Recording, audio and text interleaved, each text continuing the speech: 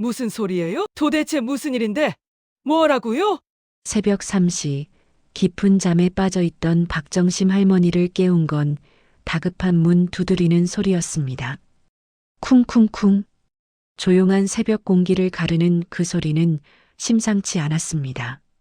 70이 넘은 나이에 새벽에 찾아올 사람이 누가 있겠습니까? 할머니, 할머니. 문 밖에서 들려오는 목소리는 이 아파트 경비원 김진수 씨의 목소리였습니다. 평소 조용하고 예의 바른 그가 이렇게 다급하게 찾아온 건 처음이었습니다. 정심 할머니는 급히 문을 열었습니다. 진수 씨, 무슨 일이에요? 이 새벽에. 할머니, 지금 당장 집을 나가셔야 해요. 빨리요. 진수 씨의 얼굴은 창백했고 이마엔 식은땀이 맺혀 있었습니다. 무슨 소리예요? 도대체 무슨 일인데? 지금은 설명할 시간이 없어요. 일단 따라오세요. 진수 씨는 할머니의 손을 잡고 급하게 계단을 내려가기 시작했습니다. 숨을 헐떡이며 1층까지 내려온 두 사람은 경비실로 들어갔습니다. 진수 씨는 문을 잠그고 나서야 겨우 입을 열었습니다. 할머니, 며느리분이 지금 할머니 집에 괴한을 보냈어요. 뭐라고요? 정심 할머니는 자신의 귀를 의심했습니다. 며느리 임이란이 자신에게 괴한을 보냈다고? CCTV로 봤어요. 검은 옷을 입은 남자 2명이 할머니 집으로 올라가는 걸요. 그런데 그들이 올라가기 직전에 며느리분이 전화로 뭔가 지시하는 걸 들었어요. 진수 씨는 떨리는 손으로 자신의 휴대폰을 꺼내 보여주었습니다. 화면에는 아파트 복도 CCTV 화면이 재생되고 있었습니다. 검은 옷을 입은 두 남자가 15층으로 올라가는 모습이 선명하게 보였습니다. 그리고 그 시각 아파트 입구에 서 있던 임이란의 모습도 함께 찍혀 있었습니다. 정심 할머니는 그 순간 지난 5년간의 일들이 파노라마처럼 스쳐 지나갔습니다. 5년 전 아들 준호가 미란을 처음 데려왔을 때만 해도 모든 게 좋았습니다. 35세가 되도록 결혼 생각을 안 하던 아들이 드디어 좋은 사람을 만났다며 기뻐하던 그날. 어머니, 안녕하세요. 준호 씨한테 어머니 이야기 정말 많이 들었어요. 미라는 하얀 원피스를 입고 단정하게 인사를 했습니다. 예쁘고 예의 바른 며느리감이라는 생각에 정심 할머니는 정말 기뻤습니다. 어머, 정말 예쁘네. 우리 준호가 복이 많구나. 어머니가 더 좋으신 분이라고 들었어요. 앞으로 잘 부탁드려요. 결혼 준비는 순조롭게 진행되었습니다. 정심 할머니는 평생 모은 돈 3억 원을 털어 강남은 아니지만 깔끔한 30평대 아파트를 신혼집으로 마련해 주었습니다. 남편이 일찍 세상을 떠난 후 혼자 운영하던 한정식 집에서 30년간 모은 돈이었습니다. 어머니, 정말 감사해요. 이렇게 좋은 집을 마련해 주시다니. 미라는 눈물까지 글썽이며 감사를 표했습니다. 결혼식도 성대하게 치러졌고 모든 게 순조로워 보였습니다. 하지만 변화는 결혼 후 서서히 시작되었습니다. 첫 명절, 추석이었습니다. 어머니, 요즘 젊은 사람들은 이런 거 안 해요. 미라는 정심 할머니가 정성스럽게 준비한 차례상을 보며 말했습니다. 그래도 전통은 지켜야지. 돌아가신 시아버지가 좋아하시던. 어머니, 시대가 변했어요. 이렇게까지 할 필요 없어요. 준호는 아내의 편을 들었습니다. 엄마, 미란이 말이 맞아. 요즘은 간소하게 하는 추세야. 그때부터였습니다. 정심 할머니는 뭔가 잘못되어 가고 있다는 걸 느끼기 시작했습니다. 다음해 설날, 미라는 아예 명절에 오지 않았습니다. 어머니, 죄송해요. 제 부모님이 편찮으셔서요.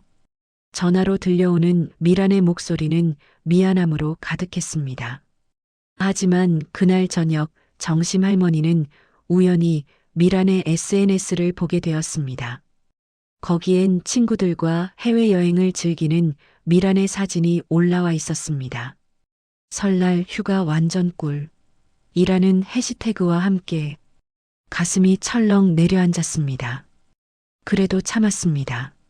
며느리 입장에서도 힘들 수 있다고, 요즘 젊은 사람들은 다 그렇다고 자신을 달랬습니다. 아들만 행복하면 된다고 생각했습니다. 하지만 진짜 문제는 작년 남편이 세상을 떠난 후부터 시작되었습니다. 암 투병 끝에 남편을 떠나보낸 정심 할머니는 혼자가 되었습니다. 어머니, 이제 혼자 사시기 힘드시죠? 저희랑 같이 사세요. 미란의 제안은 고마웠습니다. 혼자 남겨진 게 막막했던 정심 할머니는 그 제안을 받아들였습니다. 하지만 함께 산 지 한 달도 안 돼서 후회하기 시작했습니다. 어머니, 그 반찬 너무 짜요. 건강에 안 좋아요. 어머니, TV 소리 너무 커요. 저희 방까지 들려요. 어머니, 요즘 코로나 때문에 위험하니까 밖에 나가지 마세요. 미라는 정심 할머니가 하는 모든 일에 간섭했습니다. 친구들을 만나는 것도, TV를 보는 것도, 심지어 요리하는 것까지. 그리고 급기야는 정심 할머니가 30년간 운영하던 한정식집을 정리하라고 했습니다. 어머니, 이제 나이도 있으시고 요즘 같은 시대에 그런 낡은 장사는 안 맞아요. 정리하시고 편하게 지내세요. 하지만 이 집은 내가. 어머니, 미란이 말이 맞아. 엄마 건강도 안 좋으시잖아. 준호는 또다시 아내의 편을 들었습니다. 그 한정식 집은 남편의 병원비를 대고 준호의 대학 등록금을 낸 소중한 곳이었습니다. 하지만 결국 정심 할머니는 그 집을 정리할 수밖에 없었습니다. 겨울이 왔습니다. 정심 할머니는 감기에 걸려 열이 펄펄 끓었습니다. 어머니, 병원 가서 코로나 검사 받으세요. 저희한테 옮으면 안 되거든요. 미라는 차갑게 말했습니다. 검사 결과 나올 때까지 방에서 나오지 마세요. 이틀 동안 정심 할머니는 방에 갇혀 있어야 했습니다. 물 한 잔, 죽 한 그릇 갖다 주는 사람이 없었습니다. 화장실 가는 것도 눈치를 봐야 했습니다. 그날 밤 정심 할머니는 우연히 준호와 미란의 대화를 들었습니다. 여보, 어머니가 계속 이러시면 우리 생활이 너무 힘들어. 그러게. 맨날 간섭하시고 우리 사생활도 없고 차라리 어머니 혼자 사시는 게 낫지 않을까? 요양원도 있고 하니까. 그게 좋겠어. 어차피 어머니 재산도 있으시니까 충분히 가실 수 있어. 요양원이라고? 정심 할머니는 아직 정신도 멀쩡하고 몸도 건강한데 요양원에 보내겠다고? 그 순간 눈앞이 캄캄해졌습니다. 다음 날 아침 준호가 찾아왔습니다. 엄마, 우리 잠깐 떨어져서 살아보는 게 어때? 왜? 내가 뭘 잘못했는데? 엄마도 알잖아. 세대 차이 때문에 자꾸 부딪히게 되고 엄마도 편하실 거야. 결국 정심 할머니는 집에서 나왔습니다. 준호가 마련해준 월세 30만 원짜리 작은 원룸으로 그렇게 혼자 살기 시작했습니다. 생활비로 한 달에 50만 원을 받았지만 그것도 점점 줄어들었습니다. 50만 원, 40만 원, 그리고 최근엔 30만 원까지. 그런 상황에서 정심 할머니에게 작은 위안이 된 건 경비원 김진수 씨였습니다. 진수 씨는 언제나 친절했습니다. 1층에 도착한 택배를 15층까지 손수 가져다 주고 무거운 짐이 있으면 대신 들어다 주었습니다. 할머니, 오늘 날씨 좋네요. 산책 다녀오세요. 진수 씨, 고마워요. 요즘 젊은 사람들은 다 무뚝뚝한데 진수 씨는 참 착하네. 할머니가 저희 할머니 같아서요. 그렇게 조금씩 가까워졌습니다. 진수 씨는 정심 할머니의 이야기를 잘 들어주었습니다. 며느리와의 갈등, 아들의 변화, 외로운 마음까지. 할머니, 너무 힘들어하지 마세요. 시간이 지나면 나아질 거예요. 고마워, 진수 씨. 내가 있어서 위안이 돼. 한 달 전부터 미라는 이상한 말을 하기 시작했습니다. 어머니, 요양원 한번 구경해 보시는 게 어때요? 요즘 시설이 정말 좋아졌거든요. 요양원? 난 아직 건강한데. 어머니, 연세도 있으시고 혼자 사시기 위험하잖아요. 혹시라도 넘어지시거나 하면 큰일이에요. 걱정해줘서 고맙지만 난 아직 괜찮아. 며칠 후, 미라는 더 구체적인 제안을 했습니다. 어머니, 집을 파시고 요양원으로 가시면 여생을 편안하게 보내실 수 있어요. 집을 팔라고? 정심 할머니가 평생 모아서 산 그 집을 팔라고? 네. 어차피 혼자 사시기 힘드시잖아요. 요양원 비용도 나오고 남는 돈으로 편하게 지내실 수 있어요. 안 돼. 그 집은 내가 평생 모은 돈으로 산 거야. 절대 못 팔아. 어머니, 내가 죽으면 너희한테 줄 테니까 걱정 말아라. 그날 이후 미란의 태도가 확 바뀌었습니다. 전화도 뜸해지고 방문도 거의 없어졌습니다. 생활비도 더 줄어들었습니다. 그리고 일주일 전 진수 씨가 이상한 질문을 하기 시작했습니다. 할머니, 혹시 며느리분이 이상한 음식이나 음료수 같은 거 자주 가져다 주시나요? 응, 가끔 건강식품 같은 거 사다 주긴 하는데. 왜? 그냥요. 그리고 며느리분이 할머니 방에 혼자 있을 때가 있나요? 가끔 청소해 준다고 오는데. 진수 씨, 무슨 일 있어요? 아니에요. 그냥 궁금해서요. 진수 씨의 표정이 심상치 않았습니다. 뭔가를 걱정하는 것 같았습니다. 경비실에서 진수 씨의 이야기를 듣고 있던 정심 할머니는 믿을 수가 없었습니다. 진수 씨, 정말 확실한 거예요? 우리 미란이가 괴한을? 네, 할머니. 제가 직접 들었어요. 진수 씨는 며칠 전에 있었던 일을 설명하기 시작했습니다. 일주일 전 밤 11시쯤이었습니다. 진수 씨는 경비실에서 당직 근무를 하고 있었습니다. 그때 15층 복도 CCTV에서 이상한 장면이 포착되었습니다. 미란이 누군가와 통화를 하고 있었습니다. CCTV에는 소리가 녹음되지 않지만 입모양을 보니 심상치 않았습니다. 진수 씨는 급히 15층으로 올라갔습니다. 계단으로 조용히 올라가 복도 구석에 숨어서 지켜봤습니다. 그래, 다음 주 안에 처리해야 해. 더 이상 미룰 수 없어. 미란의 목소리가 들렸습니다. 집에 있을 거야. 요즘 밖에 잘 안 나가거든. 혼자 있을 때 들어가면 돼. 진수 씨는 숨을 죽이고 들었습니다. 사고로 만들어. 계단에서 미끄러진 것처럼. 나이도 있고 하니까 의심받지 않을 거야. 돈은 걱정 마. 일 끝나면 바로 줄게. 1천만 원 약속했잖아. 진수 씨는 소름이 돋았습니다. 이게 무슨 소리인가? 며느리가 시어머니를 죽이려고 괴한을 고용하다니. 그래, 알았어. 그럼 3일 후 새벽에. 그때가 제일 조용하니까. 미라는 전화를 끊고 정심 할머니의 집 문을 한참 쳐다보다가 내려갔습니다. 진수 씨는 급히 경비실로 돌아와 고민에 빠졌습니다. 경찰에 신고해야 하나? 하지만 증거가 없었습니다.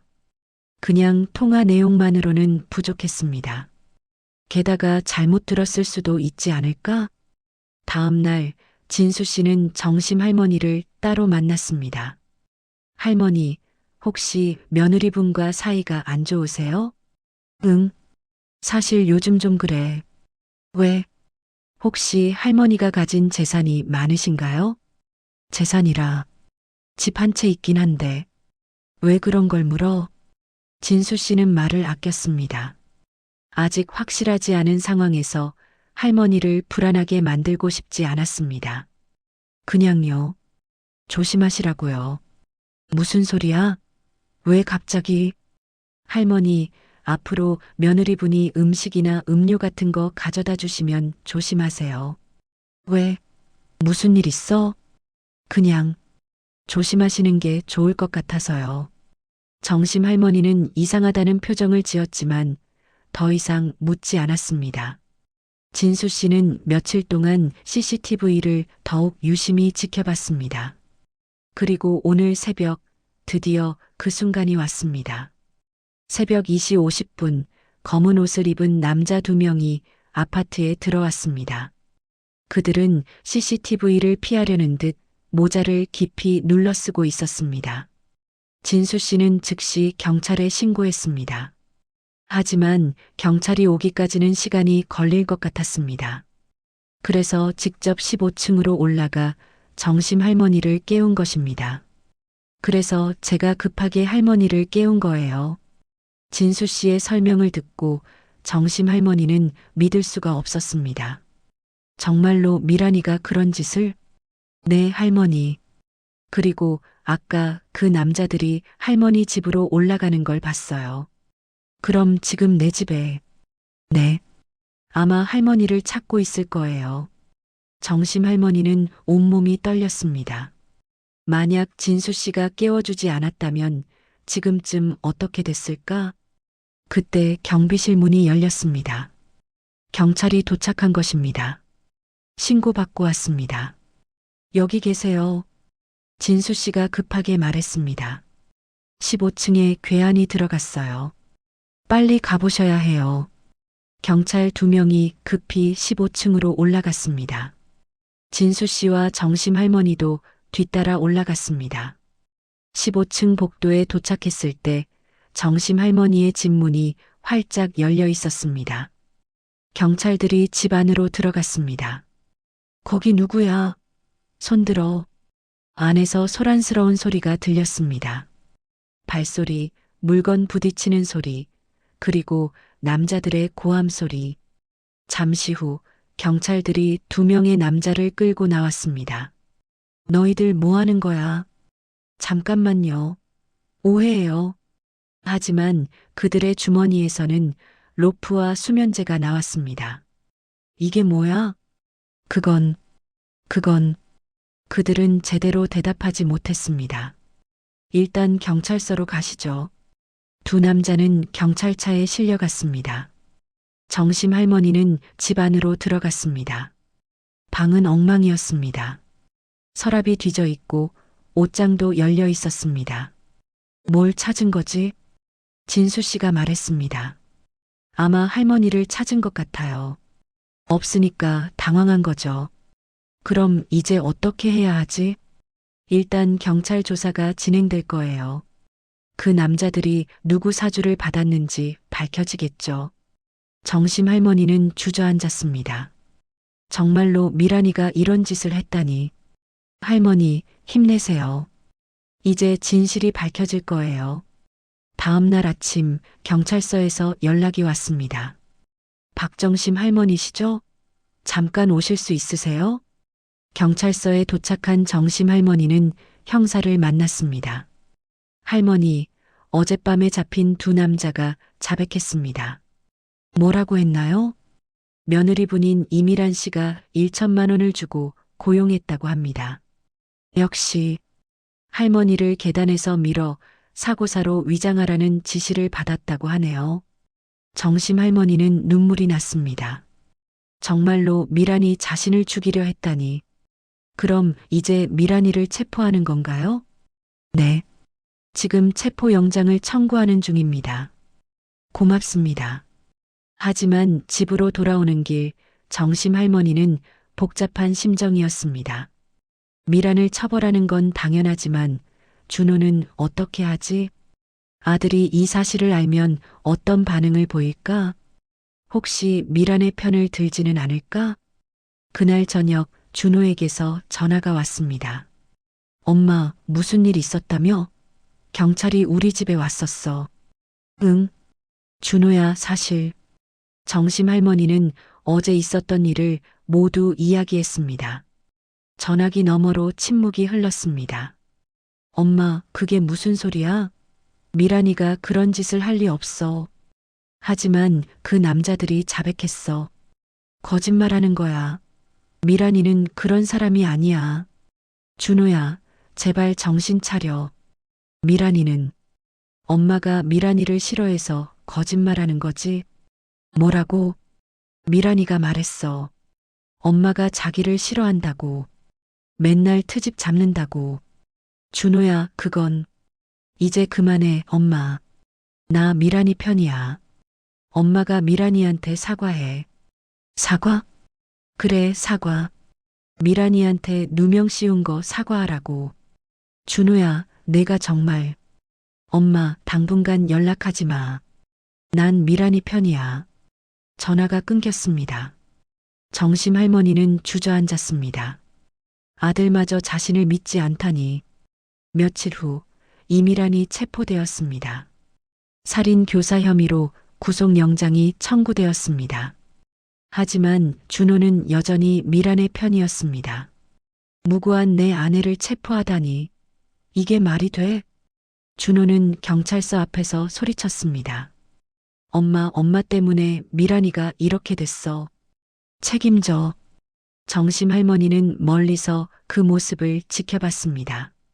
가슴이 찢어지는 것 같았습니다. 자신이 낳아 키운 아들이 저렇게 변할 수 있다니. 진수 씨가 옆에서 말했습니다. 할머니, 너무 마음 아파하지 마세요. 준호 씨도 곧 진실을 알게 될 거예요. 진실을 안들 어떻게 하겠어? 아들은 이미 미란이한테 완전히 넘어갔어. 할머니, 사실 제가 조사한 게 있어요. 뭔데? 이미란 씨에 대해서요. 진수 씨는 며칠 전부터 미란에 대해 조사했습니다. 그리고 충격적인 사실을 발견했습니다. 할머니, 이미란 씨 이전에 결혼한 적이 있어요. 뭐? 그것도 한 번이 아니라 두 번이요. 정심 할머니는 깜짝 놀랐습니다. 미란이 재혼이라고? 첫 번째 남편은 5년 전에 사망했어요. 교통사고로. 교통사고? 네. 그리고 보험금 3억을 받았어요. 3억? 두 번째 남편은 3년 전에 사망했어요. 이번엔 추락사로. 추락사? 네. 등산하다가 떨어졌대요. 이번에도 보험금 5억을 받았어요. 정심 할머니는 온몸에 소름이 돋았습니다. 그럼 설마. 네. 모두 계획된 살인일 가능성이 높아요. 그럼 우리 준호도 위험한 거 아니야? 그럴 수 있어요. 할머니, 이 자료를 경찰에 제출해야 해요. 그래, 당장 가자. 경찰서에 이 자료를 제출하자 수사가 급물살을 탔습니다. 미란의 이전 남편들 사건이 재조사되기 시작했습니다. 그리고 놀라운 사실들이 밝혀졌습니다. 첫 번째, 남편의 교통사고 현장에서 브레이크 조작 흔적이 발견되었습니다. 두 번째, 남편의 추락사 현장에서는 밀린 흔적이 있었습니다. 모두 미란이 계획한 살인이었던 것입니다. 검찰은 미란을 연쇄살인범으로 기소했습니다.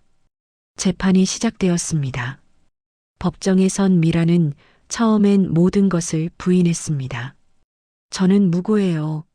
남편들이 사고로 죽은 거예요.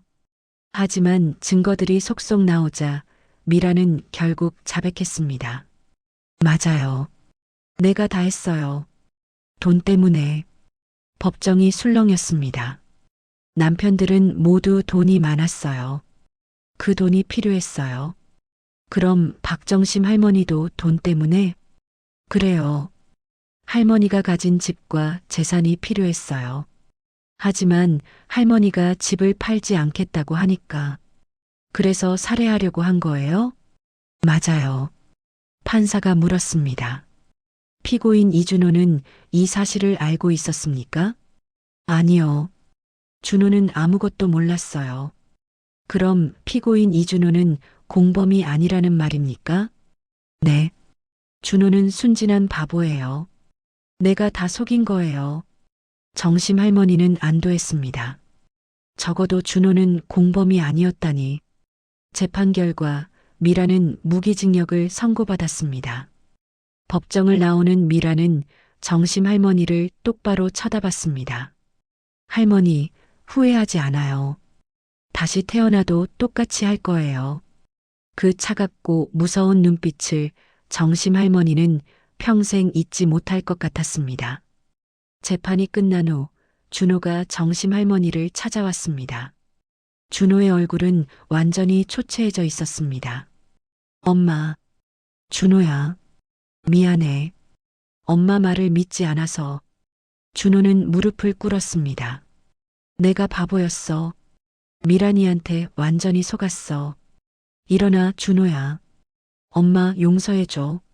내가 정말 잘못했어. 정심 할머니는 아들을 일으켜 세웠습니다. 괜찮아. 이제 정신 차렸으니 됐어. 엄마, 나 어떻게 하면 돼? 다시 시작하면 되지. 아직 젊잖아. 고마워, 엄마. 모자는 오랜만에 포옹했습니다. 정심 할머니는 눈물을 흘렸습니다. 아들을 되찾은 기쁨의 눈물이었습니다. 하지만 미란의 악행은 거기서 끝이 아니었습니다. 경찰의 추가 수사에서 더 충격적인 사실이 밝혀졌습니다. 미란은 정심 할머니를 죽이려던 것 외에도 다양한 사기를 쳤습니다. 6개월 전 미란은 준호에게 투자 이야기를 꺼냈습니다. 여보, 내 친구가 좋은 투자처를 알려줬어. 무슨 투자인데? 부동산 개발 사업이래. 수익률이 엄청나. 정말? 그럼 해보자. 미란은 준호를 설득해서 정심 할머니의 집을 담보로 대출을 받았습니다. 2억 원이었습니다. 하지만 그 투자는 처음부터 사기였습니다. 미란이 꾸며낸 거짓 투자였습니다. 2억 원은 고스란히 미란의 비밀 계좌로 들어갔습니다. 그리고 1년 전 명절 때는 더 교묘한 사기를 쳤습니다. 추석을 맞아 정심 할머니는 온 가족이 모여 차례를 지내자고 했습니다. 미란아, 이번 추석엔 우리 집에서 다 같이 차례 지내자. 어머니, 요즘은 그런 거 안 해요. 그래도 전통은. 어머니, 제가 알아서 할게요. 미라는 그날 간단히 음식을 준비하겠다고 했습니다. 하지만 명절 당일 미란과 준호는 오지 않았습니다. 여보, 차 사고가 났어. 뭐? 어디야? 다친 데는 없어? 괜찮아. 근데 차가 망가져서 못 갈 것 같아. 정심 할머니는 걱정이 되어 병원으로 달려갔습니다. 하지만 병원에는 아무도 없었습니다. 전화를 걸어도 받지 않았습니다. 나중에 알고 보니 차 사고는 거짓이었습니다. 미란이 명절을 피하려고 꾸며낸 거짓말이었습니다. 그리고 김장철에는 더 황당한 일이 있었습니다. 미란아, 이번 주말에 우리 집에서 김장하자. 내가 도와주면 금방 끝날 거야. 어머니, 저 허리가 안 좋아서요. 그럼 조금만이라도. 어머니, 요즘은 김치 사 먹어요. 굳이 담글 필요 없어요. 결국 정심 할머니는 혼자 김장을 했습니다. 허리가 아파서 고생하면서도 백포기를 담갔습니다. 준호네 집에도 나눠주려고. 하지만 준호네 집에 김치를 갖다 주러 갔을 때 놀라운 장면을 목격했습니다. 준호네 집 냉장고에 김치가 가득했습니다. 이게 뭐야? 아, 엄마. 미란이가 담근 거야. 미란이가? 응. 미란이가 혼자서 다 담갔어. 정성이 대단해. 하지만 정심 할머니는 알아차렸습니다. 그 김치는 마트에서 산 것이었습니다. 포장지에 흔적이 남아 있었기 때문입니다. 미라는 마트에서 김치를 사서 자기가 담근 것처럼 속인 것입니다. 준호야, 이거 마트에서 산 거 아니야? 무슨 소리야, 엄마. 미란이가 며칠 밤을 새워 담갔다고 했어. 하지만 엄마, 미란이를 믿어줘. 미란이가 얼마나 정성을 들였는데. 정심 할머니는 할 말을 잃었습니다. 아들이 완전히 미란에게 세뇌되어 있었습니다. 이 모든 사실이 밝혀지면서 언론이 들썩였습니다. 연쇄살인범 이미란, 시어머니 재산 노려, 며느리의 충격적 범행, 이전 남편들도 모두 살해, 재산을 노린 치밀한 계획 범죄. 신문과 방송은 연일 이 사건을 다뤘습니다. 정심 할머니는 갑자기 유명인이 되었습니다. 길을 가다 사람들이 알아봤습니다. 저기 TV에 나온 그 할머니 아니야? 맞아. 며느리한테 죽을 뻔한. 정심 할머니는 불편했습니다. 이런 식으로 유명해지고 싶지 않았습니다. 준호도 불편하긴 마찬가지였습니다. 사실을 믿기 힘들었고 5년간 사랑했던 아내가 연쇄살인범이었다는 사실, 그리고 자신의 어머니마저 죽이려 했다는 사실, 이 모든 것이 준호에게는 감당하기 힘든 충격이었습니다. 어느 날 준호는 울기 시작했습니다. 35세 남자가 어머니 앞에서 어린아이처럼 울고 있었습니다. 엄마, 나 계속 생각나고 힘들어. 준호야, 내 잘못이 아니야. 넌 속은 거야. 그래도 이제 그만 생각하고 앞으로 나아가자. 고마워, 엄마. 모자는 오랜만에 다시 포옹했습니다. 정심 할머니는 눈물을 흘렸습니다. 아들을 되찾은 기쁨의 눈물이었습니다. 한편으로는 아들이 겪을 고통이 걱정되기도 했습니다. 하지만 함께라면 이겨낼 수 있을 것 같았습니다. 그날 이후 준호는 매일 정심 할머니를 찾아왔습니다. 어머니와 함께 시간을 보내며 상처를 치유해 나갔습니다. 엄마, 내가 요리 배워도 될까? 그래, 배워라. 엄마처럼 식당을 하고 싶어? 식당을? 응. 엄마가 하시던 한정식 집처럼. 정심 할머니는 아들의 의지가 대견했습니다. 그래, 그럼 내가 가르쳐 줄게. 그렇게 모자는 함께 요리를 하기 시작했습니다. 정심 할머니는 30년간 식당을 운영하며 쌓은 노하우를 아들에게 전수했습니다. 된장찌개는 이렇게 끓이는 거야. 멸치 육수를 먼저 내고. 응, 엄마. 그리고 된장은 좋은 걸로 써야 해. 맛이 달라. 알겠어. 준호는 진지하게 배웠습니다. 매일 아침 일찍 일어나 시장에 함께 가고 하루 종일 요리를 연습했습니다. 처음에는 서툴렀지만 점점 실력이 늘었습니다. 6개월 후 준호는 작은 식당을 열었습니다. 정시민의 밥상이라는 이름으로. 어머니의 이름을 딴 식당이었습니다. 엄마, 이 식당 이름 마음에 들어? 정시민의 밥상? 좋은 이름이다. 엄마가 없었으면 이 식당도 없었어. 그래서 엄마 이름을 넣고 싶었어. 정심 할머니는 가슴이 뭉클했습니다. 개업식 날 많은 사람들이 찾아왔습니다. 진수 씨도 왔고 정심 할머니의 친구들도 왔습니다. 준호야, 축하해. 고맙습니다. 할머니, 아드님이 효자시네요. 그러게 말이에요. 식당은 처음엔 손님이 많지 않았습니다.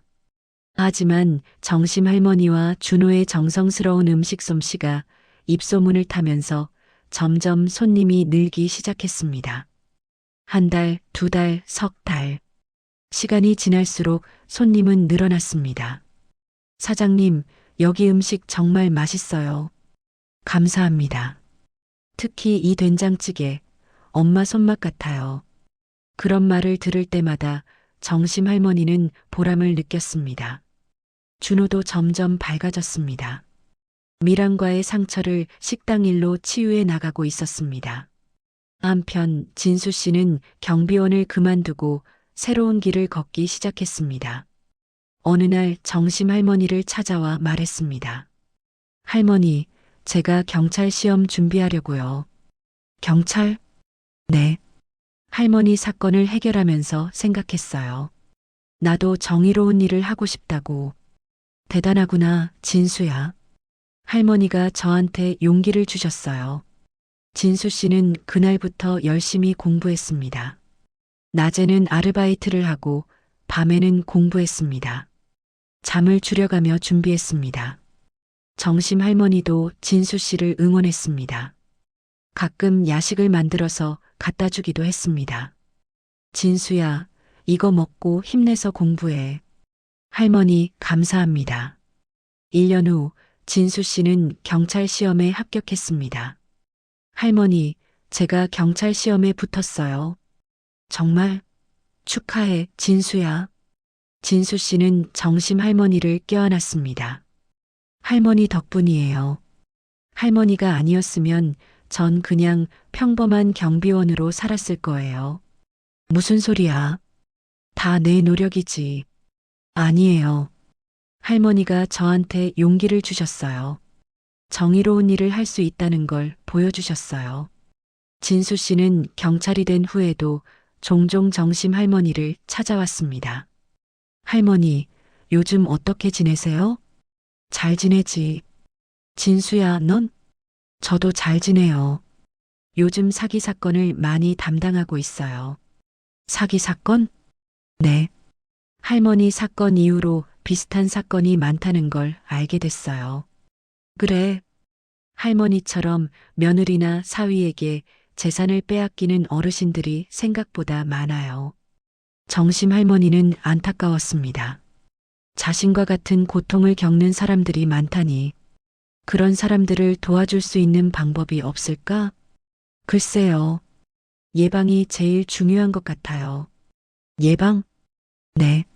미리 조심하고 의심하는 거죠. 그 말을 들은 정심 할머니는 생각에 잠겼습니다. 어느 날 진수 씨가 제안을 했습니다. 할머니, 제가 하나 부탁드려도 될까요? 뭔데? 경찰서에서 어르신들을 대상으로 사기 예방 강연을 하려고 해요. 할머니가 경험담을 말씀해 주시면 좋을 것 같아서요. 정심 할머니는 잠시 망설였습니다. 나, 강연을? 네. 할머니의 이야기가 다른 분들에게 큰 도움이 될 거예요. 하지만 내 이야기는 창피한 이야기잖아. 아니에요, 할머니. 할머니는 용감하게 싸워서 이기셨잖아요. 그게 중요한 거예요. 정심 할머니는 고민했습니다. 자신의 아픈 이야기를 남들 앞에서 해야 한다니 쉽지 않은 결정이었습니다.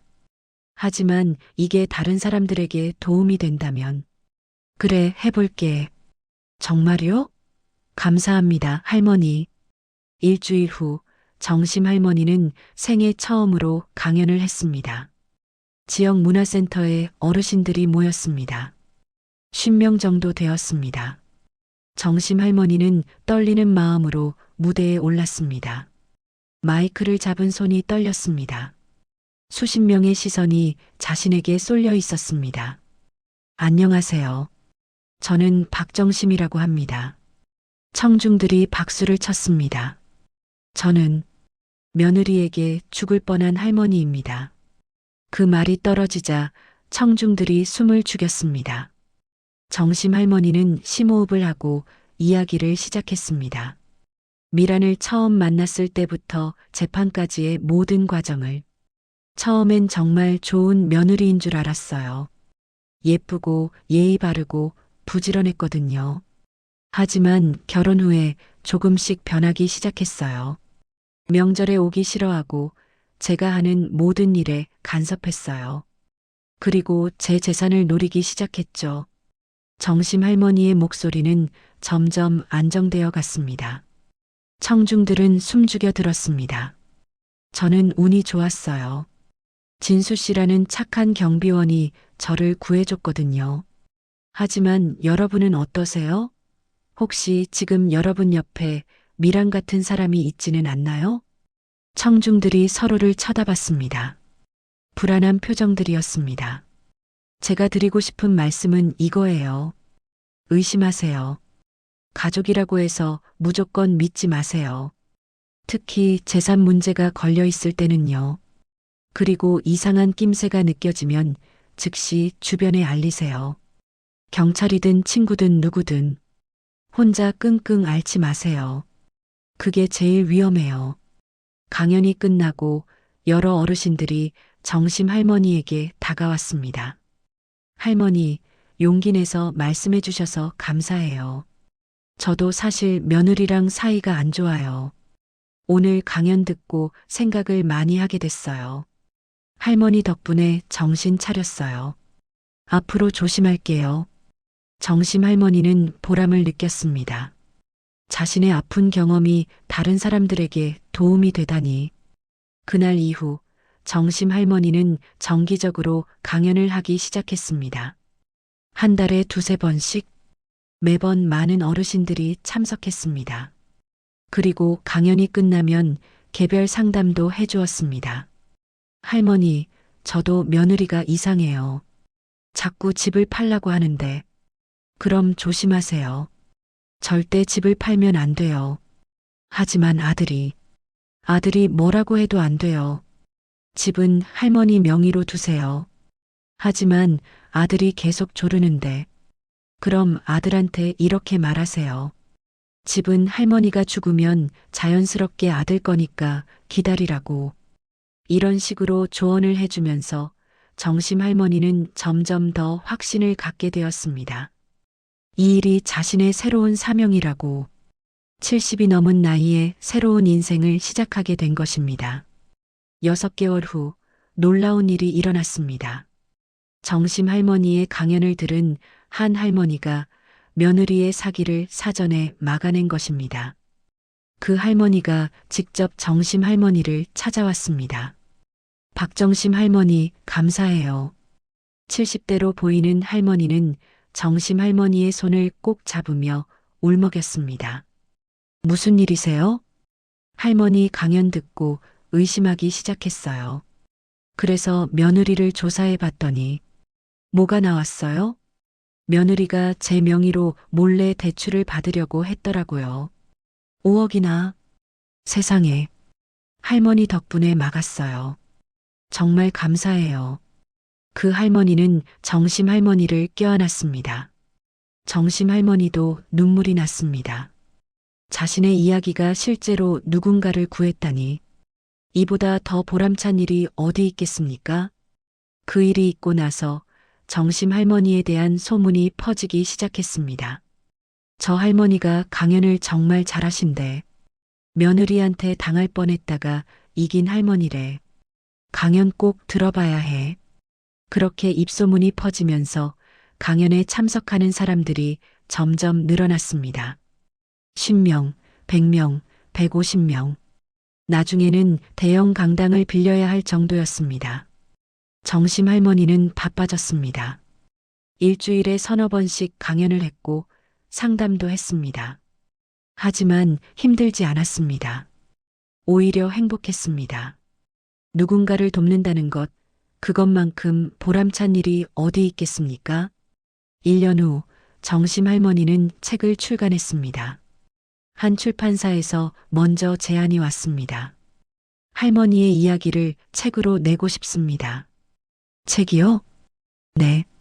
많은 사람들이 할머니의 이야기를 알아야 해요. 정심 할머니는 고민했습니다.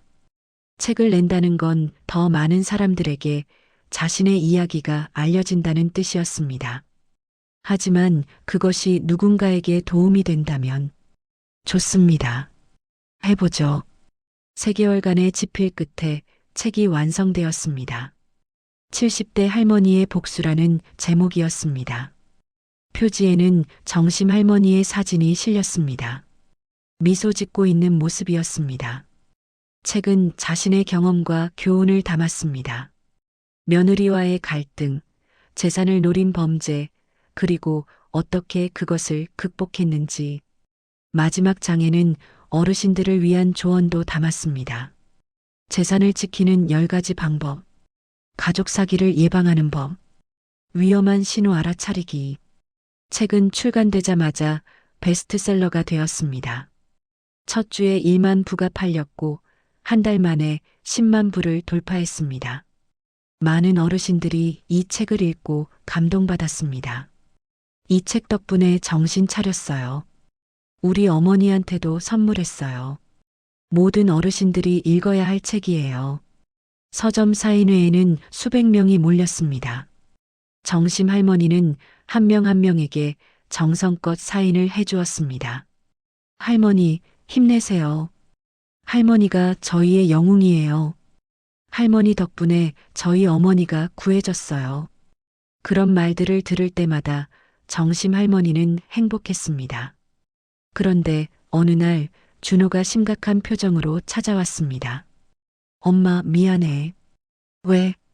내가 미란이를 집에 데려온 것 때문에 엄마가 이렇게 고생했잖아. 괜찮아, 준호야. 이제 다 지난 일이야. 하지만, 그리고 오히려 감사해. 뭐? 준호는 놀란 표정을 지었습니다.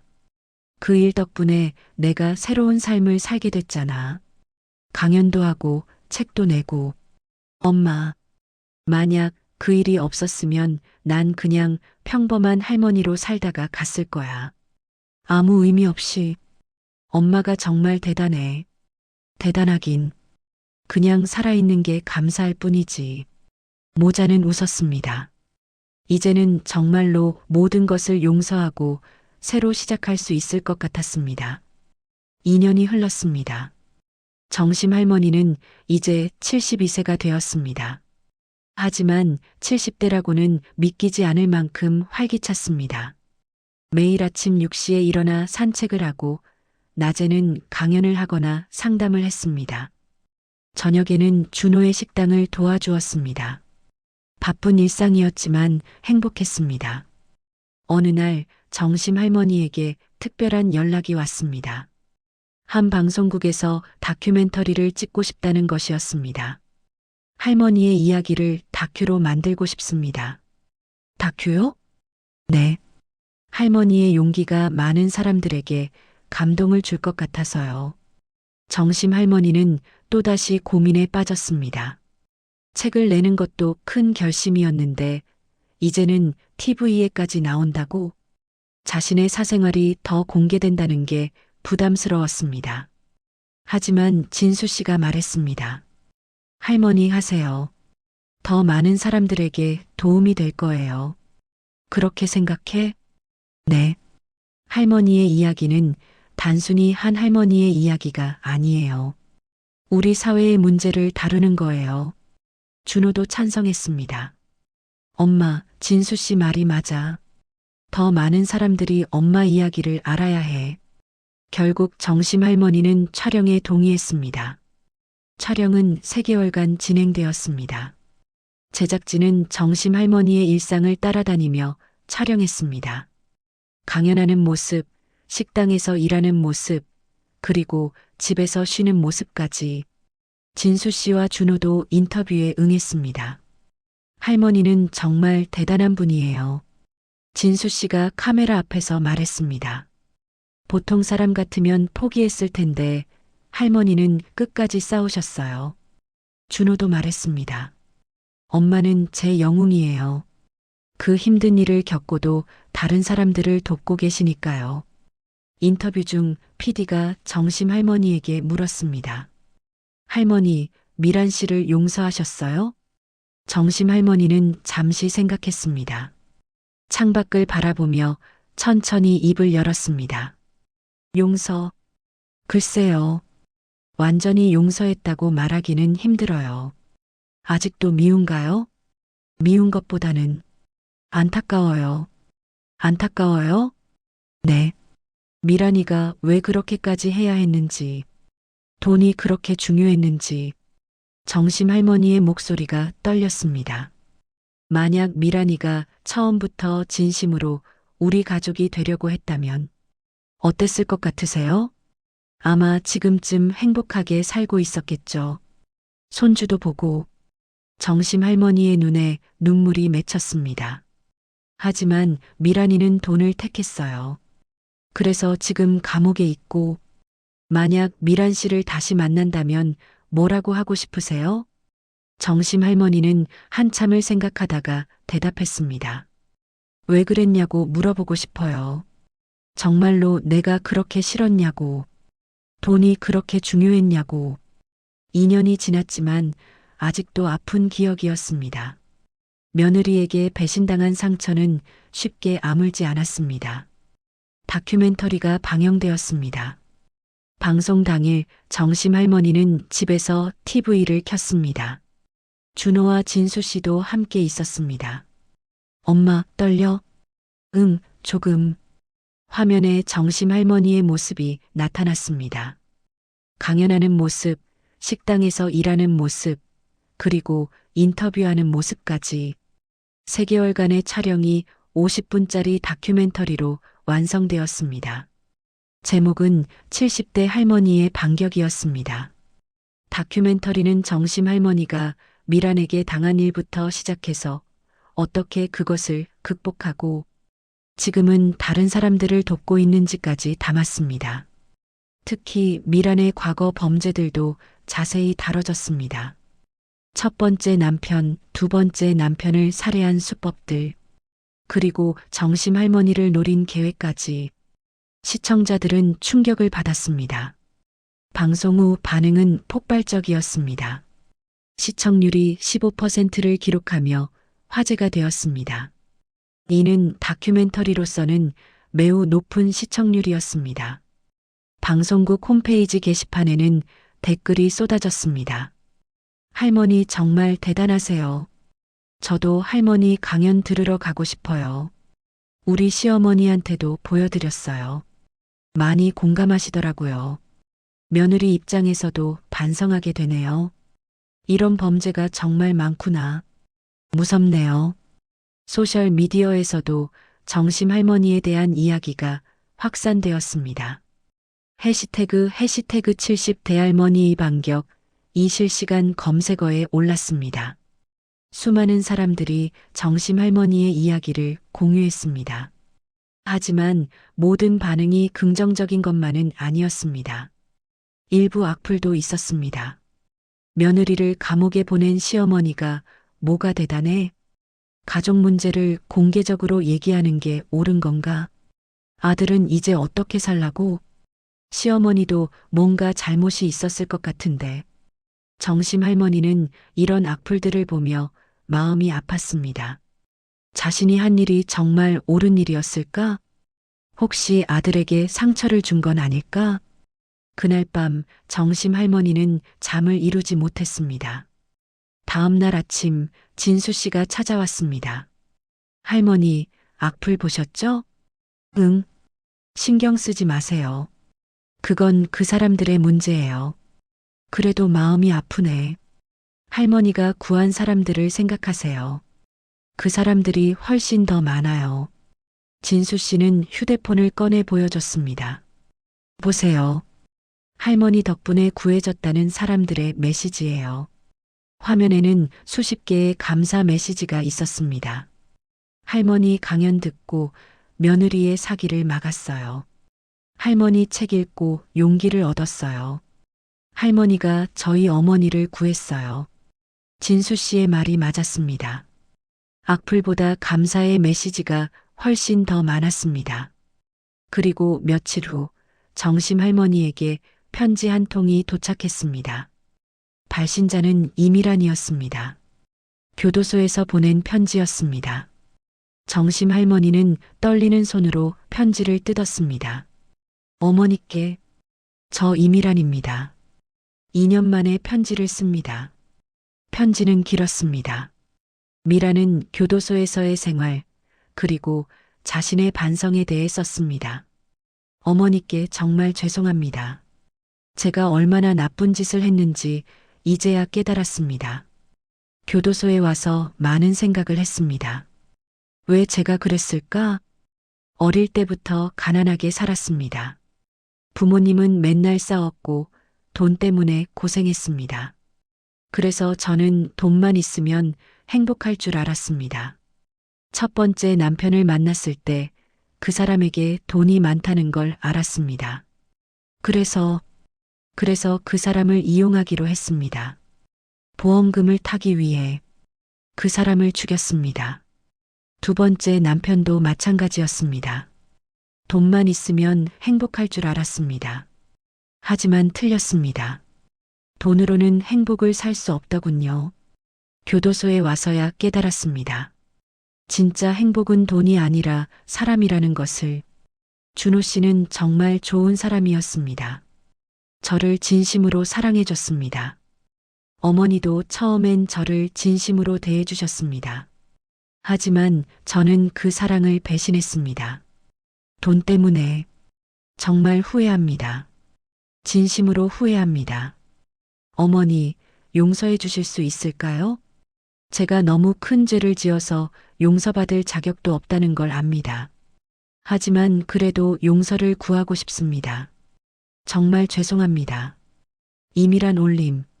정심 할머니는 편지를 읽고 또 읽었습니다. 진심 같기도 하고 거짓 같기도 했습니다. 미란이 정말로 변한 걸까? 아니면 또다시 연기하는 걸까? 판단하기 어려웠습니다. 진수야, 이거 봐. 정심 할머니는 진수 씨에게 편지를 보여줬습니다. 진수 씨는 편지를 읽고 나서 말했습니다. 할머니, 어떻게 하실 거예요? 잘 모르겠어. 용서해야 할까? 그건 할머니가 결정하실 일이에요. 하지만 제 생각엔 뭔데? 진심인 것 같아요. 교도소에서 2년 동안 있으면서 많이 변했을 거예요. 정말 그럴까? 확신할 수는 없지만 사람은 변할 수 있어요. 정심 할머니는 며칠 동안 고민했습니다. 밤마다 잠을 설쳤습니다. 용서해야 할까? 아니면 그냥 무시해야 할까? 미란이 한 짓을 생각하면 용서하기 어려웠습니다. 하지만 한편으로는 미란도 불쌍했습니다. 어린 시절의 상처가 그녀를 그렇게 만든 것일 테니까요. 일주일 후 정심 할머니는 결정을 내렸습니다. 미란에게 답장을 쓰기로 편지지를 꺼내고 펜을 들었습니다. 한참을 생각하다가 천천히 글자를 적어 내려갔습니다. 미란아, 내 편지 잘 받았다. 진심인지 아닌지는 나도 잘 모르겠구나. 하지만 한 가지는 확실해. 나는 내가 변하기를 바란다. 진정으로 반성하고 새 사람이 되기를. 용서하는 건 쉽지 않아. 아직도 내가 미워.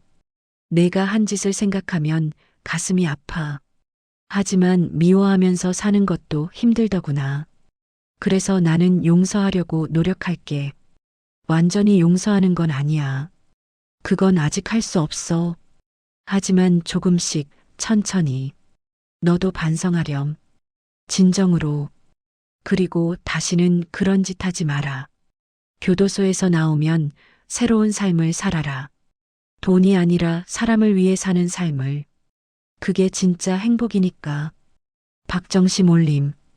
답장을 보내고 나서 정심 할머니는 후련했습니다. 완전히 용서한 건 아니지만 마음이 조금 가벼워졌습니다. 미움을 내려놓는 것도 자신을 위한 일이라는 걸 깨달았습니다. 증오하며 사는 건 결국 자신을 괴롭히는 일이니까요. 3년이 흘렀습니다.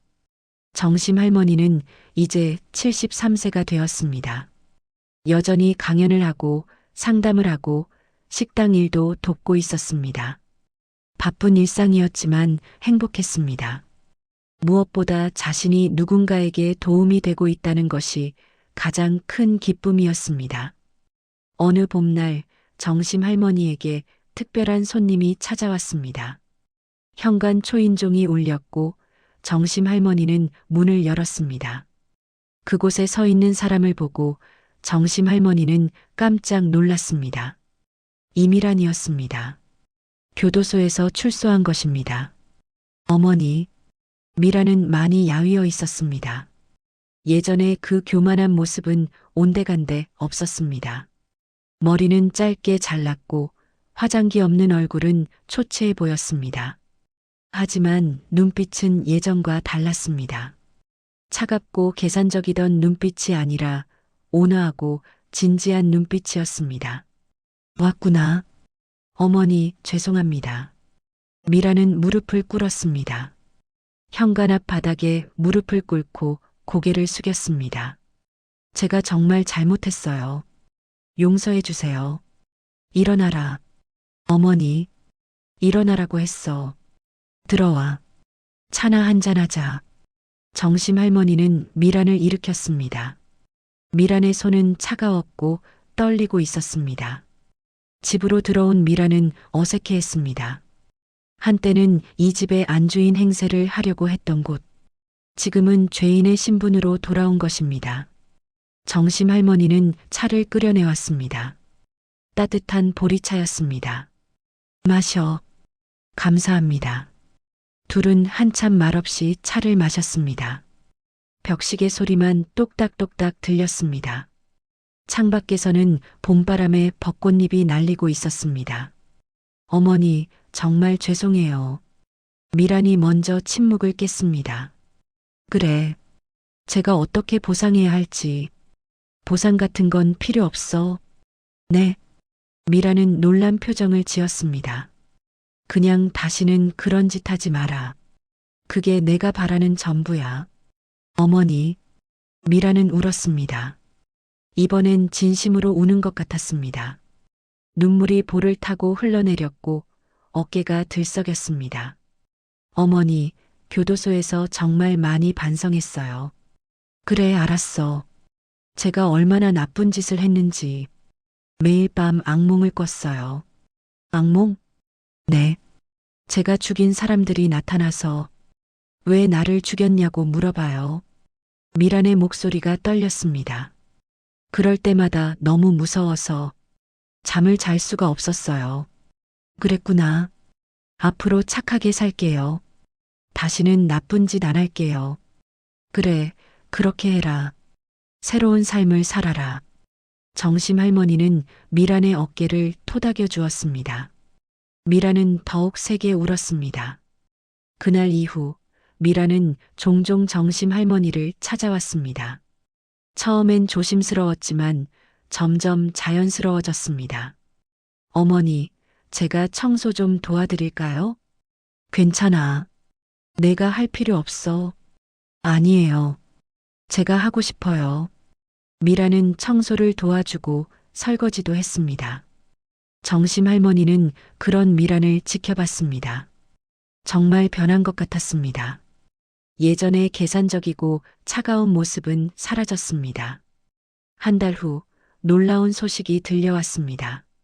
미란이 봉사활동을 시작했다는 것입니다. 노인복지관에서 어르신들을 돕고 있었습니다. 정말이야? 진수 씨가 정심 할머니에게 말했습니다. 네, 할머니. 제가 직접 봤어요. 미란이가? 네.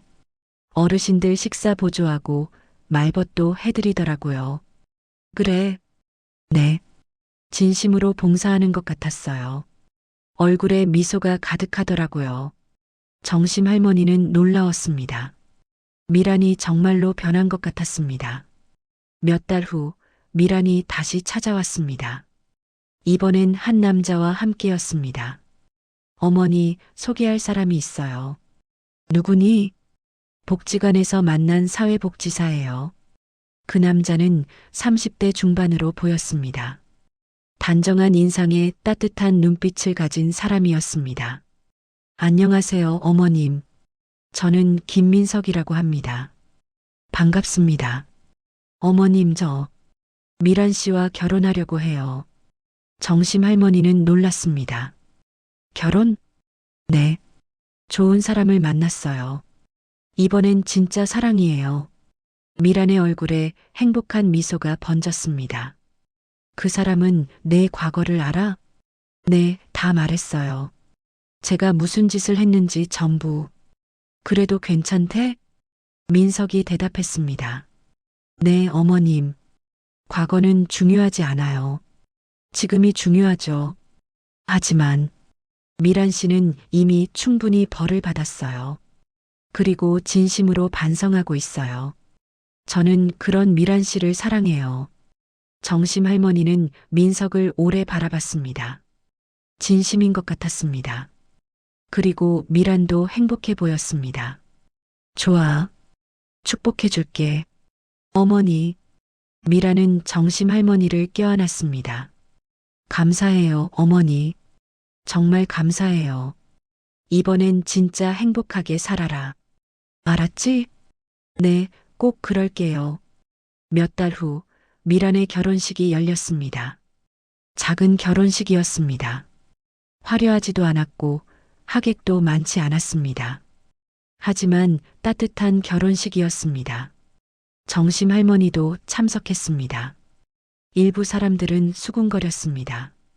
저 할머니가 며느리한테 죽을 뻔한 그 할머니야? 맞아.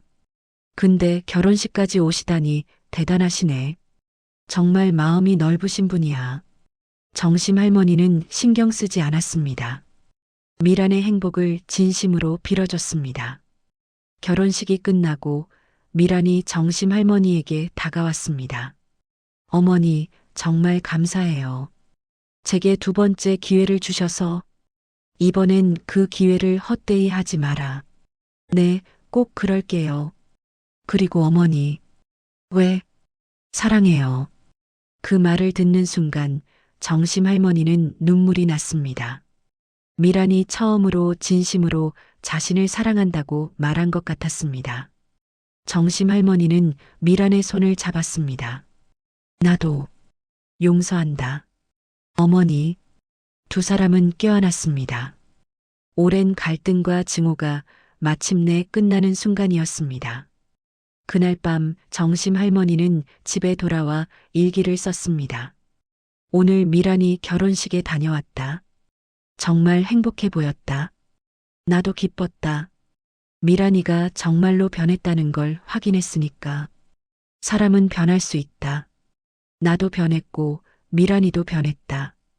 예전에 나는 며느리에게 죽을 뻔한 불쌍한 할머니였다. 하지만 지금의 나는 다른 사람들을 돕는 강한 할머니다. 이 모든 일이 나를 성장시켰다. 고통스러웠지만 의미 있었다. 앞으로도 강연을 계속할 것이다. 더 많은 사람들을 도울 것이다. 그게 내 사명이니까. 준호는 이제 훌륭한 식당 주인이 되었다. 진수는 정의로운 경찰이 되었다. 미란이는 새로운 삶을 시작했다. 모두가 행복해졌다. 나도 행복하다. 73세의 나이에 새로운 인생을 시작한 나에게 감사한다. 포기하지 않은 나에게 감사한다. 잘 자, 세상. 내일도 좋은 하루가 될 거야. 정심 할머니는 일기장을 덮고 잠자리에 들었습니다. 창밖으로 달빛이 들어왔습니다. 평화로운 밤이었습니다. 정심 할머니는 미소 지으며 잠이 들었습니다. 내일도 좋은 하루가 될 거라는 확신과 함께 누군가를 도울 수 있다는 기쁨과 함께 살아있다는 것 그 자체에 감사하며 다음 날 아침 정심 할머니는 평소처럼 6시에 일어났습니다. 창문을 열자 신선한 공기가 들어왔습니다. 새들이 지저귀고 해가 떠오르고 있었습니다. 새로운 하루의 시작이었습니다. 정심 할머니는 옷을 갈아입고 산책을 나갔습니다. 공원에서 다른 어르신들을 만났습니다. 정심 할머니, 안녕하세요. 안녕하세요. 할머니, 다음 주 강연 언제예요? 다음 주 화요일이에요. 꼭 갈게요. 산책을 마치고 집에 돌아온 정심 할머니는 아침을 준비했습니다. 오늘은 준호의 식당에 가기로 한 날이었습니다. 새로 개발한 메뉴를 맛보러 가기로 했습니다. 식당에 도착하니 준호가 반갑게 맞아줬습니다. 엄마 왔어? 응. 새 메뉴가 뭔데? 엄마가 예전에 해주시던 갈비찜이에요. 제 방식으로 변형해 봤어요. 그래. 어디 맛 좀 보자. 준호가 갈비찜을 가져왔습니다. 정심 할머니는 한 입 먹어봤습니다. 맛있다. 엄마보다 낫네. 정말요? 과찬이에요. 아니야. 정말 맛있어. 손님들이 좋아하겠다. 준호는 행복한 표정을 지었습니다. 어머니의 칭찬만큼 기쁜 게 없었습니다. 점심시간이 되자 손님들이 하나둘 들어오기 시작했습니다. 정심 할머니는 구석자리에 앉아 지켜봤습니다. 준호가 손님들을 맞이하고 음식을 서빙하는 모습 정말 열심히 하고 있었습니다. 사장님, 음식 정말 맛있어요. 감사합니다. 또 오세요. 손님들의 만족스러운 표정을 보며 정심 할머니는 흐뭇했습니다. 아들이 제대로 된 길을 찾은 것 같았습니다. 오후가 되어 진수 씨가 식당으로 찾아왔습니다. 경찰 제복을 입은 모습이었습니다. 할머니, 여기 계셨네요. 진수야, 왔구나. 밥 먹었어? 아직이에요. 그럼 앉아. 준호야, 진수 밥 좀 차려줘. 네, 엄마. 진수 씨가 앉으며 말했습니다. 할머니, 좋은 소식 있어요. 뭔데? 할머니 사건 이후로 유사범죄가 많이 줄었대요. 정말? 네. 할머니의 강연과 책 덕분에 어르신들이 조심하게 됐대요. 그래서 사기 범죄가 눈에 띄게 줄었어요. 정심 할머니는 가슴이 벅찼습니다. 자신의 노력이 실제로 효과를 거두고 있다니.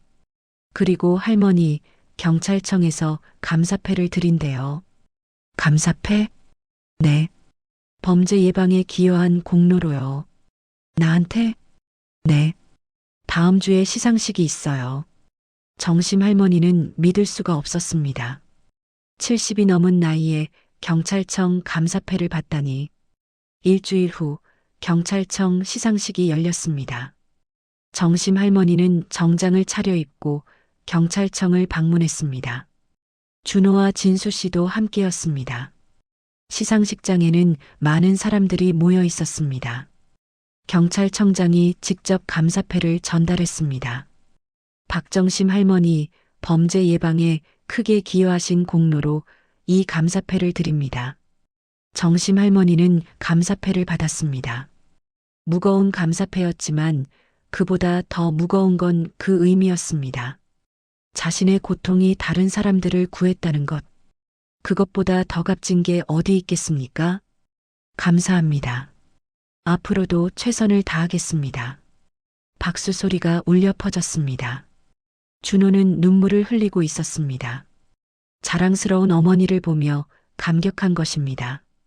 시상식이 끝나고 기자들이 몰려왔습니다. 할머니, 소감 한 말씀 해주세요. 저는 그저 제 경험을 나눴을 뿐입니다. 그것이 누군가에게 도움이 되어 기쁩니다. 앞으로의 계획은 계속 강연을 하고 상담을 하겠습니다. 제가 살아있는 한 도움이 필요한 분들을 돕겠습니다. 마지막으로 어르신들에게 한 말씀 해주세요.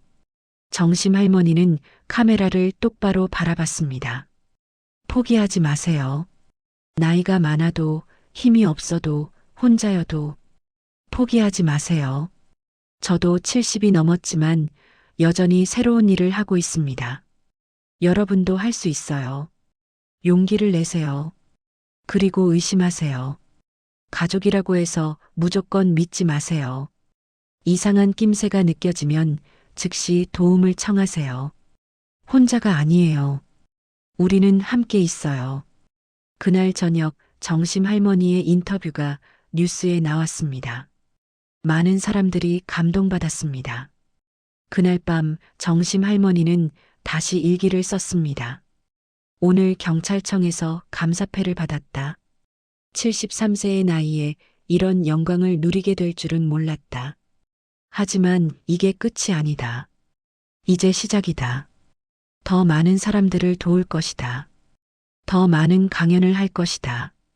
내가 살아있는 한 이 일을 계속할 것이다. 미란아, 고마워. 내가 나를 죽이려 했던 그 일이 오히려 나를 살렸어. 역설적이지? 하지만 사실이야. 내 덕분에 나는 새로운 삶을 찾았어. 그래서 너를 용서할 수 있어. 준호야, 너도 고마워. 내가 미란이를 데려온 게 결국 나를 깨웠어. 진수야, 정말 고마워. 내가 없었다면 난 지금 이 세상에 없었을 거야. 모두에게 감사해. 그리고 나 자신에게도 감사해. 포기하지 않은 나에게. 73세의 나이에도 새로운 시작을 한 나에게. 내일도 또 누군가를 도울 것이다. 그게 내 삶이니까. 잘 자, 세상. 내일 또 만나자. 정심 할머니는 일기장을 덮었습니다. 창밖을 보니 별이 유난히 밝게 빛나고 있었습니다. 여보, 보고 있어? 내가 이렇게 잘 살고 있어. 하늘에 계신 남편에게 말을 건넸습니다. 당신이 자랑스러워할 만한 사람이 됐어. 그렇죠? 바람이 불어왔습니다. 마치 남편이 대답하는 것 같았습니다. 잘했어, 정심아. 정말 잘했어. 정심 할머니는 미소 지으며 잠자리에 들었습니다. 평화로운 밤이었습니다. 그리고 내일도 모레도 앞으로도 계속될 행복한 날들을 기대하며 70대 할머니의 반격은 이렇게 행복한 결말을 맞이했습니다. 이 이야기는 실화를 바탕으로 재구성한 픽션입니다. 며느리와 시어머니의 갈등, 재산을 노린 범죄는 실제로 우리 사회에서 일어나는 문제들입니다. 가족이라는 이름으로 일어나는 범죄를 경계하고 어르신들의 안전과 권리를 지켜야 합니다. 혹시 주변에 이런 일을 겪고 계신 분이 있다면 반드시 경찰이나 관련 기관에 도움을 청하시기 바랍니다. 혼자 고민하지 마세요. 함께라면 이길 수 있습니다. 여러분, 오늘 박정심 할머니의 이야기 어떠셨나요? 70세의 나이에 며느리에게 목숨을 위협받았지만 포기하지 않고 당당하게 맞서 싸운 한 할머니의 용기. 그리고 20살 청년 진수의 따뜻한 마음이 한 생명을 구했습니다.